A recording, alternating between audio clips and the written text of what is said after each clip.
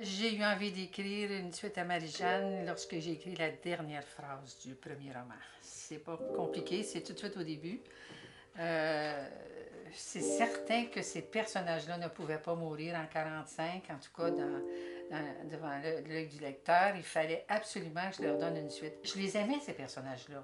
Je les aimais parce que je les avais construits avec le souvenir des personnes de ma propre famille, de personnes que j'ai aimées.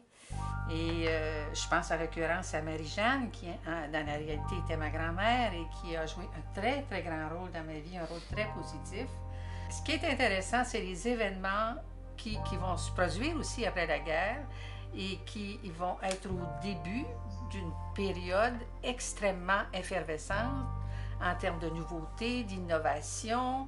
C'est la période où on va voir les premières grandes contestations, comme par exemple la fameuse grève d'asbestos, où là, vraiment, les ouvriers se sont pour la première fois révoltés dans l'illégalité contre l'autorité. C'était une première au Québec à ce moment-là. On avait aussi le manifeste de Bordua, le grand refus global. Donc, sur le plan artistique, il se passait des choses nouvelles. Sur le plan social, il se passait des choses nouvelles. Et imperceptiblement dans les églises, dans les paroisses, il se passait des choses nouvelles. Et puis, à part de ça, c'est une période où les vétérans étant revenus, il naît beaucoup d'enfants. Il y a une espèce de boom de vie, la vie revit.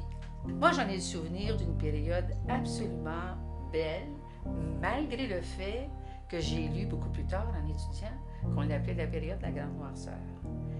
Elle était noire peut-être, oui, mais il y avait des lueurs.